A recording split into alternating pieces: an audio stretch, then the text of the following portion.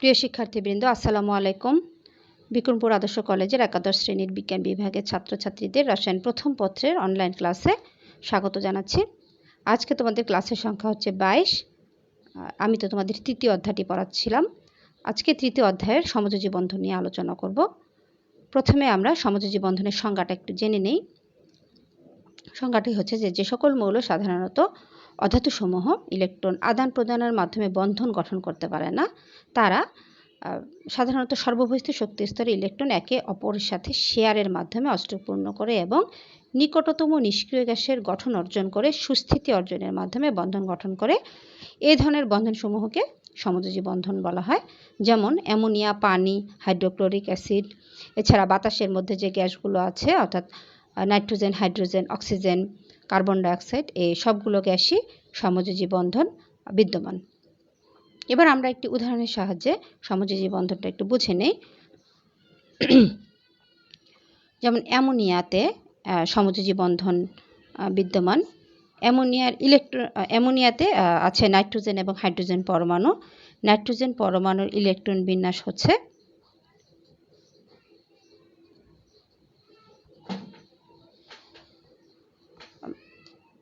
Electron বিন্যাস থেকে আমরা দেখতে পাচ্ছি যে এর সর্ববহিস্থ শক্তি স্তরে 5টি ইলেকট্রন আছে। আর প্রত্যেকটা পরমাণু তো চায় কি তার নিকটতম নিষ্ক্রিয় গ্যাসের ইলেকট্রন বিন্যাস পাওয়ার জন্য, কারণ আমরা জানি কি নিষ্ক্রিয় গ্যাসের অর্থাৎ সবাই চায় সুস্থিতি লাভ করার জন্য, এবং প্রত্যেকটা পরমাণুর টার্গেটই হচ্ছে তার নিকটতম নিষ্ক্রিয় গ্যাসের গঠন অর্জন করা। আর নাইট্রোজেন পরমাণুর নিকটতম নিষ্ক্রিয় গ্যাস হচ্ছে নিয়ন। নাইট্রোজেন এই কারণে নাইট্রোজেন তার নিকটতম নিষ্ক্রিয় গ্যাস নিয়নের ইলেকট্রন বিন্যাস প্রাপ্ত হতে চায়, এবং এই জন্য তার ইলেকট্রন লাগে কয়টা? 3টি ইলেকট্রন লাগে। অপরদিকে হাইড্রোজেন পরমাণু ইলেকট্রন বিন্যাস হচ্ছে, অর্থাৎ হাইড্রোজেন পরমাণুর তে 1টি ইলেকট্রন আছে, অর্থাৎ সেও চায় কি তার নিকটতম নিষ্ক্রিয় গ্যাসের ইলেকট্রন বিন্যাস অর্থাৎ হিলিয়ামের ইলেকট্রন বিন্যাস পাওয়ার জন্য। এই কারণে নাইট্রোজেন যখন হাইড্রোজেন পরমাণুর সাথে বন্ধন গঠন করতে চায়, তখন নাইট্রোজেন পরমাণু কি করে? তার বাহিরের স্তরে 3টি ইলেকট্রন 3টি হাইড্রোজেন পরমাণুর সাথে শেয়ারের মাধ্যমে বন্ধন তৈরি করে। দেখো অর্থাৎ কিভাবে বন্ধনটা তৈরি করে আমি তোমাদেরকে দেখিয়ে দিচ্ছি।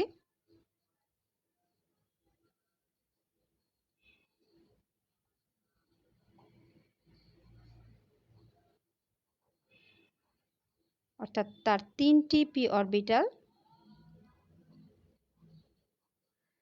3টি হাইড্রোজেন পরমাণুর 1s অরবিটালের সাথে বন্ধন তৈরি করে।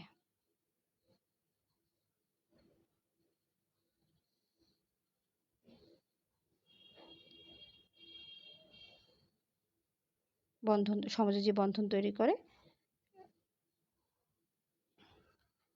এটা যদি আমরা ইলেকট্রনিক ডায়াগ্রাম দিয়ে দেখতে চাই, তাহলে দেখো চিত্রটা এমন হবে। নাইট্রোজেন পরমাণুর দ্বিতীয় শক্তি স্তরে আছে 2টি ইলেকট্রন, এবং তার দ্বিতীয় শক্তি স্তরে প্রথম শক্তি স্তরে আছে 2টি ইলেকট্রন, আর দ্বিতীয় শক্তি স্তরে আছে 5টি ইলেকট্রন। এই 5টি ইলেকট্রন মধ্যে 3টি ইলেকট্রন সে 3টি হাইড্রোজেন পরমাণুর সাথে শেয়ারের মাধ্যমে বন্ধন তৈরি করে। এখানে ডট দ্বারা আমি নাইট্রোজেন পরমাণুর ইলেকট্রন এবং ক্রস দ্বারা হাইড্রোজেন পরমাণুর ইলেকট্রনটা বুঝিয়েছি।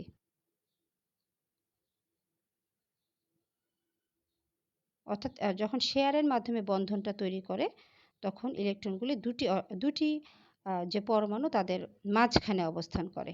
তার মাঝখানে অবস্থান করলে দুটো পরমাণু সমানভাবে ইলেকট্রনটা শেয়ার করে তাদের নিকটতম নিষ্ক্রিয় গ্যাসের ইলেকট্রন বিন্যাস তারা অর্জন করতে পারে। দেখেছো নিশ্চয়ই যে অ্যামোনিয়া আসলে এভাবে অ্যামোনিয়া অণুটা গঠিত হয়। সেম ভাবে পানির যে অণুটা, পানি অণু একইভাবে গঠিত হয়। অক্সিজেন পরমাণু ইলেকট্রন বিন্যাস যদি আমরা দেখি, তাহলে এর দেখতে পাই যে 6টা ইলেকট্রন আছে বাহ্যিক শক্তি স্তরে। অর্থাৎ তাহলে সে যদি নিয়নের ইলেকট্রন বিন্যাস অর্থাৎ তার নিকটতম যে নিষ্ক্রিয় গ্যাস নিয়নের ইলেকট্রন বিন্যাস প্রাপ্ত যদি সে হতে চায়, তাহলে তার আর 2টি ইলেকট্রন লাগে। সে তখন কি করে? 2টি হাইড্রোজেন পরমাণুর সাথে 2টি ইলেকট্রন শেয়ারের মাধ্যমে সে বন্ধন তৈরি করে। অর্থাৎ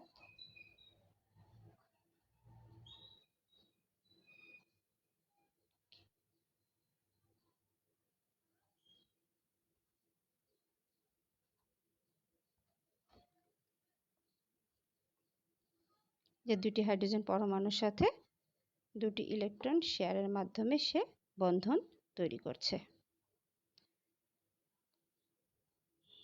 আশা করি তোমরা সমযোজী বন্ধনটাকে বুঝতে পেরেছো। অর্থাৎ প্রত্যেকটা পরমাণুর যে নিকটতম নিষ্ক্রিয় গ্যাসের ইলেকট্রন বিন্যাস পাওয়ার জন্য তারা কি করে, যেহেতু তারা ইলেকট্রন দিতে পারছে না, এই কারণে তারা অন্য যে পরমাণু তার সাথে সে শেয়ারের মাধ্যমে বন্ধনটা তৈরি করে। আমরা যদি একটু উদাহরণের সাহায্যে আর একটু ব্যাপারটা যদি বুঝতে চাই, যেমন ধরো তুমি তোমার কলেজ গেট থেকে, তোমাদের যে কলেজ গেট থেকে তোমরা নিমতলা যেতে যাচ্ছ, কলেজ গেট থেকে নিমতলা রিক্সা ভাড়া হচ্ছে 30 টাকা, কিন্তু তোমাদের দুই বন্ধুর কারো কাছেই 30 টাকা নেই, দুজনের কাছে আছে 15 টাকা করে। এখন তোমাদের তো কলেজ গেট থেকে নিমতলা যেতে হবে, অর্থাৎ তোমরা নির্দিষ্ট গন্তব্যে পৌঁছাতে হবে। তোমরা তাহলে কি করবে বলে তোমরা একটা রিক্সা ভাড়া করবে এবং রিক্সা ভাড়া করে তোমরা নিমতলা যাবে। নিমতলা যাওয়ার পর ভাড়া যেহেতু 30 টাকা, তোমরা দুজনেই 15 টাকা করে রিক্সা ভাড়া পরিশোধ করবে। তাহলে এর মাধ্যমে কি হলো, তোমরা তোমাদের নির্দিষ্ট যে গন্তব্যস্থল অর্থাৎ নিমতলায় যেতে পারলে এবং তোমাদের নিমতলা গেলে কিভাবে তোমরা ইলেকট্রন ভাড়া শেয়ারের মাধ্যমে। এইভাবে এই সমযোজী বন্ধনটা, অর্থাৎ যে সকল পরমাণু ইলেকট্রন আদান প্রদান করতে পারছে না, অর্থাৎ আদান প্রদান করতে যাদের ব্যর্থ, তখন তারা সমযোজী বন্ধনের মাধ্যমে অর্থাৎ ইলেকট্রন শেয়ারের মাধ্যমে বন্ধনটা তৈরি করে। আশা করি তোমরা সবাই সমযোজী বন্ধনটা কি বুঝতে পেরেছো। এবার আমরা সমযোজী বন্ধনের প্রকারভেদটা একটু জেনে নিব। ইলেকট্রন শেয়ারের উপর ভিত্তি করে সমযোজী বন্ধনটা 3 প্রকার হয়। অর্থাৎ ইলেকট্রন শেয়ারটা তো এক জোড়াও হতে পারে, দু জোড়াও হতে পারে, 3 জোড়াও হতে পারে। তো এই শেয়ারের উপর ভিত্তি করে সমযোজী বন্ধনটা তিন প্রকার হয়। যেমন একটা হচ্ছে একক বন্ধন, যেমন হাইড্রোজেন পরমাণুর মধ্যে একক বন্ধন বিদ্যমান। আর 2 হচ্ছে দ্বিবন্ধন, আর হচ্ছে তোমার ত্রিবন্ধন। অর্থাৎ একক বন্ধনের সংজ্ঞা যদি আমরা একটু জেনে নিই, যে কোনো একটা অণু গঠনের সময় যে দুটো পরমাণু থাকে, সেই দুটি পরমাণু প্রত্যেকেই যদি একটি করে ইলেকট্রন সরবরাহ করে, এবং সেই একটি করে ইলেকট্রন অর্থাৎ এক জোড়া ইলেকট্রন হয়, তখন উভয় পরমাণু এই এক জোড়া ইলেকট্রন শেয়ার করে বন্ধন তৈরি করলে তখন যে বন্ধনটা গঠিত হয় তখন সেটাকে একক বন্ধন বলা হয়। যেমন হাইড্রোজেন অণুতে, হাইড্রোজেন যে অণু আমরা তো সবাই জানি, হাইড্রোজেন অণুটা এখানে এক জোড়া ইলেকট্রন শেয়ারের মাধ্যমে বন্ধন গঠিত হয়েছে, অর্থাৎ হাইড্রোজেন অণুতে কিন্তু একক বন্ধন বিদ্যমান। দুইটি হাইড্রোজেন পরমাণু কি করে, তাদের বাহির, আমরা তো ইলেকট্রন বিন্যাস তো আমরা সবাই জানি, অর্থাৎ ইলেকট্রন বিন্যাস হচ্ছে 1s1।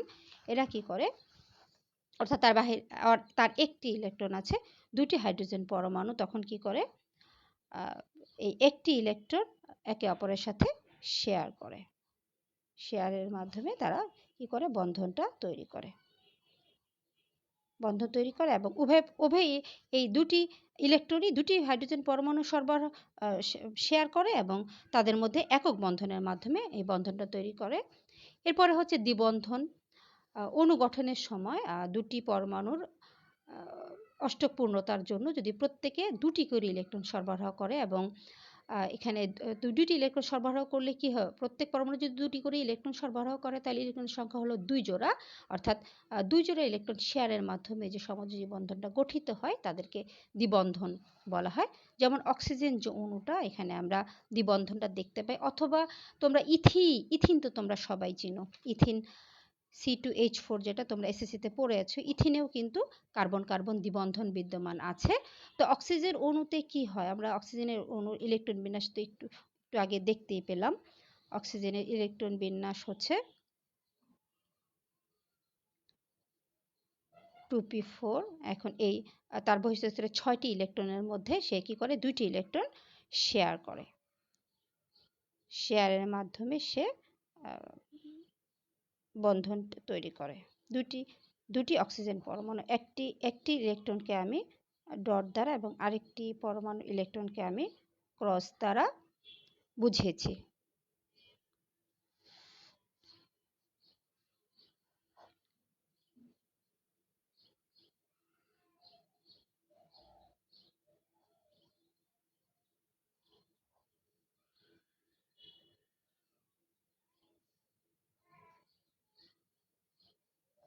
অর্থাৎ এখানে দুটি অক্সিজেন পরমাণু মধ্যে দ্বিবন্ধন এভাবে বিদ্যমান।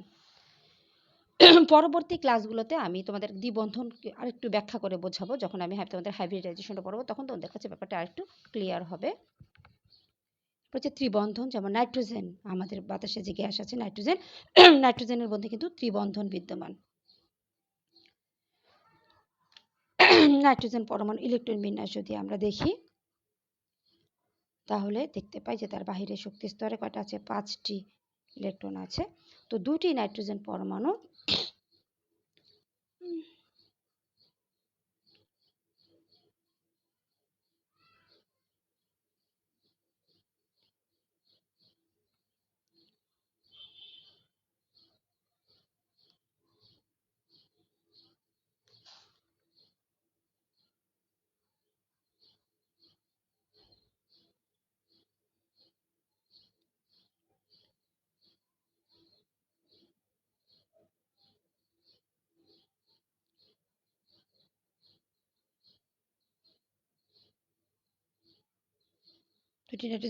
এভাবে ইলেকট্রন শেয়ারের মাধ্যমে ত্রিবন্ধন গঠিত হয়। এভাবে এছাড়াও আমরা ইথাইনের সংকেত তো আমরা সবাই জানি, যে ইথাইন দেখো, ইথাইনের মধ্যেও কিন্তু এরকম ত্রিবন্ধন বিদ্যমান। আমি তোমাদের ইথাইনের এবং ইথিন যেটা দেখালাম, ইথিনের মধ্যে যে দ্বিবন্ধন বিদ্যমান, অর্থাৎ এটা আমি তোমাদের পরবর্তী ক্লাসে আরেকটু ডিটেলস বুঝিয়ে বলবো, তখন তোমাদের ব্যাপারটা আরেকটু ক্লিয়ার হবে। অর্থাৎ কিভাবে দ্বিবন্ধন হয় সমযোজী বন্ধনের মাধ্যমে, কিভাবে ইথাইনের মধ্যেও ত্রিবন্ধন আছে, নাইট্রোজেন পরমাণুতে ত্রিবন্ধন আছে। ইথাইনটা এবং ইথিন আমি তোমাদের নেক্সট ক্লাসগুলোতে ইনশাল্লাহ বুঝিয়ে দেব। আশা করি তোমরা ইলেকট্রন শেয়ারের মাধ্যমে যে বন্ধনটা তৈরি হয়, অর্থাৎ 3 প্রকারের সমযোজী বন্ধন, একক বন্ধন, দ্বিবন্ধন এবং ত্রিবন্ধনটা বুঝতে পেরেছো কিভাবে গঠিত হয়। এরপরে ইলেকট্রন অরবিটাল অধিক্রমণের মাধ্যমে সমযোজী বন্ধনকে 2 ভাগে ভাগ করা যায়। একটা হচ্ছে সিগমা বন্ধন আর একটা হচ্ছে পাই বন্ধন। সিগমা বন্ধনটা হচ্ছে 2টি অরবিটাল যদি মুখোমুখি অধিক্রমণের মাধ্যমে যে বন্ধনটা তৈরি হয় সেটা হচ্ছে সিগমা বন্ধন।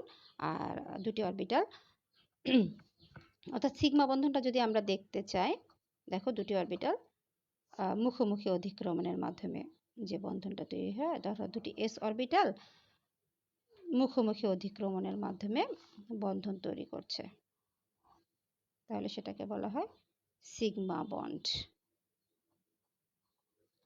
এবার যদি পি অরবিটালও যদি তোমরা করতে চাও,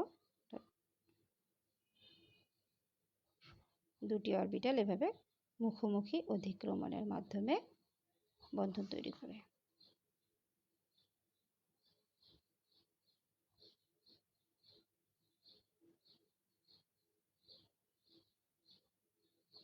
সিগমা বন্ড। আরেকটা হচ্ছে কি পাই বন্ধন।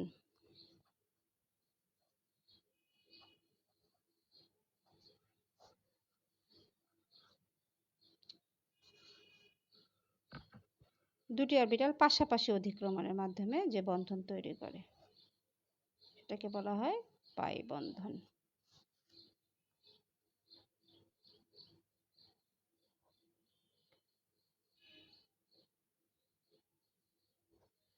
অর্থাৎ দেখো পাশাপাশি অধিক্রমণ হলো, আর একটা হচ্ছে এটা একটা হচ্ছে পাই বন্ধন।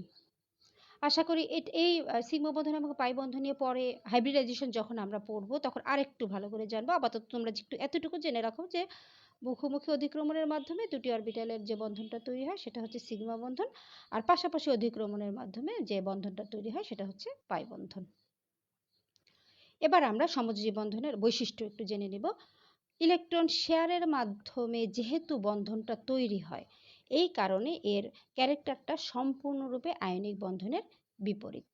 যেমন ইলেকট্রন আদান প্রদানের মাধ্যমে যদি কোনো বন্ধন তৈরি হয় আয়নিক যৌগে, আমরা তো জানি যে ইলেকট্রন আদান প্রদানের মাধ্যমে বন্ধন তৈরি হয়েছে, এই কারণে ওই বন্ধনটা কিন্তু একটু শক্তিশালী হয়, যেহেতু ইলেকট্রন আদান প্রদান হচ্ছে। আর এখানে ইলেকট্রন শেয়ারের মাধ্যমে তৈরি হচ্ছে। যেমন ধরো দুই বন্ধু ইলেকট্রন শেয়ারের মাধ্যমে বিজনেস করছে, তো কোনো কারণে তাদের মধ্যে ঝগড়া লেগে গেল, তাহলে এক ফ্রেন্ড বলে কি যে তাহলে তোর টাকা তুই নিয়ে চলে যা, আমার টাকা আমি নিয়ে চলে যাই। তাদের মধ্যে তাদের বিজনেসটা কিন্তু এখানে আর অত টিকতেছে না। তার মধ্যে বিজনেস শেয়ারের মাধ্যমে যে বিজনেসটা আসলে হয় সেটা কিন্তু একটা দুর্বল হয়ে যায়। তো এই সমযোজী বন্ধনটার ক্ষেত্রে কিন্তু একই। যেহেতু এখানে ইলেকট্রন শেয়ারের মাধ্যমে বন্ধনটা তৈরি হচ্ছে, এই কারণে সমযোজী বন্ধনটা দুর্বল এবং তার যে সমযোজী যৌগগুলোর যে ক্যারেক্টার, সবগুলো ক্যারেক্টারের মূল কারণই হচ্ছে ইলেকট্রন শেয়ারের মাধ্যমে বন্ধন তৈরি করা। তো আমরা সমযোজী বন্ধনের বৈশিষ্ট্য যদি আমরা দেখতে চাই, তাহলে আমরা যদি একটু নিজেরাই যদি একটু লিখতে চাই, তাহলে আমরা আয়নিক যৌগের যে ক্যারেক্টারটা লিখব, যেটা সম্পূর্ণ বিপরীতধর্মী। যেমন আমরা বলব কি যে সমযোজী বন্ধন সাধারণত দুর্বল হয় এবং এখানে যৌগের গলনাঙ্ক এবং স্ফুটনাঙ্ক সাধারণত কম হয়। আর আয়নিক যৌগগুলোতে আমরা কি জানি, এদের স্ফটিক আকারে এদের আয়নিক যৌগগুলোকে আমরা দেখতে পাই। কারণ হচ্ছে যেহেতু ইলেকট্রন আদান প্রদানের মাধ্যমে গন্ধন তৈরি হচ্ছে, এই কারণে ওরা কিন্তু স্ফটিক আকারে দেখা যায়। আর এখানে যেহেতু ইলেকট্রন শেয়ারের মাধ্যমে বন্ধন তৈরি করছে, এই কারণে সমযোজী যৌগগুলো সাধারণত আমরা তরল বা গ্যাসীয় আকারে দেখতে পাই। তো এরপরে আমরা আরও কি বলতে পারি যে সমযোজী যৌগগুলো সাধারণত, ব্যতিক্রম তো আছেই, সাধারণত এরা বিদ্যুৎ পরিবহন করে না। তো সমযোজী বন্ধন নিশ্চয়ই তাহলে তোমরা একটু একটু বুঝতে পেরেছো। যদি কারো কোনো এটা নিয়ে কোনো প্রবলেম থাকে, তাহলে আমাকে ফোন দিবা।